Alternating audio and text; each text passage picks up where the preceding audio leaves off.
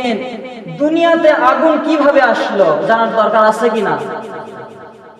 যে তো হুজুরের আছে, আমি অল্প সময় বলবো, তার হুজুরের বলবে দুনিয়াতে আগুন কিভাবে আসলো। দেখেন, যখন আদম আলাইহিস সালাতু ওয়াস সালামকে জান্নাত থেকে দুনিয়াতে আসা হলো, দুনিয়ায় আসলো, ওই সময় আদম আলাইহিস সালাতু ওয়াস সালাম তো খাওয়ার প্রয়োজন আছে না?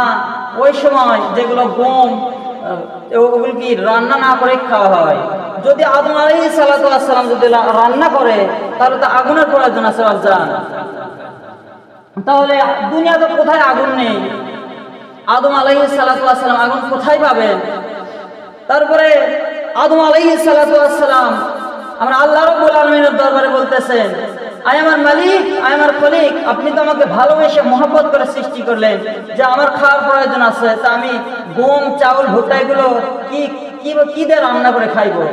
ওই সময় আমরা আল্লাহ রাব্বুল আলামিন বলতেছেন আদম আলাইহিস সালাতু ওয়াস সালামকে, আমার প্রিয় আদম, আমি তোমাকে ভালোবেসে মহব্বত করে সৃষ্টি করেছি, তোমার যা কিছু প্রয়োজন আমি আল্লাহ রাব্বুল আলামিন কুদরতি ভাবে মিটায় দেব, বলে সুবহানাল্লাহ। তারপরে আদম আলাইহিস সালাতু ওয়াস সালামের কথা শুনে আমার আল্লাহ রাব্বুল আলামিন, যিনি জাহান্নামের জিবরাইল আলাইহিস সালাতু ওয়াস সালামকে বলেন, হে জিবরাইল, তুমি জাহান্নামের সরদার মালিক ফেরেশতা, তার কাছে যাও, গিয়ে জাহান্নাম থেকে আগুন নিয়ে এসে আদম আলাইহিস সালাতু ওয়াস সালামকে দিয়ে দাও। আমার আল্লাহ রাব্বুল আলামিনের অর্ডার শুনে, আমার আল্লাহ রাব্বুল আলামিনের ঘোষণা শুনে জিবরাইল আলাইহিস সালাতু ওয়াস সালাম দৌড় দিয়ে জাহান্নামে গেলেন। জাহান্নামে যাওয়ার পরে জাহান্নাম থেকে আগুন নিয়ে আসতেছেন।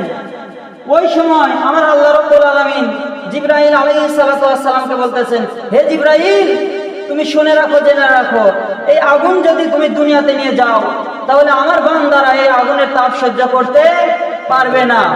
তুমি কি করো, এর চাইতে কম তাপের আগুন জাহান্নাম থেকে নিয়ে এসে আদম আলাইহিস সালাতু ওয়াস সালামকে দাও। আমার আল্লাহ রাব্বুল আলামিনের কথা শুনে জিবরাইল আলাইহিস সালাতু ওয়াস সালাম আবার জাহান্নামে দৌড় দিয়ে গেলেন। যাওয়ার পরে তার চেয়ে একটু কম তাপের আগুন আনলেন। আনার পরে আবার নিয়ে যাইতেছেন আদম আলাইহিস সালাতু ওয়াস সালামের কাছে। বাপজান আমার, সংক্ষিপ্ত করে বলতেছি, আমি যদি এই ঘটনা আপনাদের সামনে বলতে যাই 1 ঘন্টা সময় লাগতে পারে, এই জন্য আমি সংক্ষিপ্ত আকারে বলতেছি।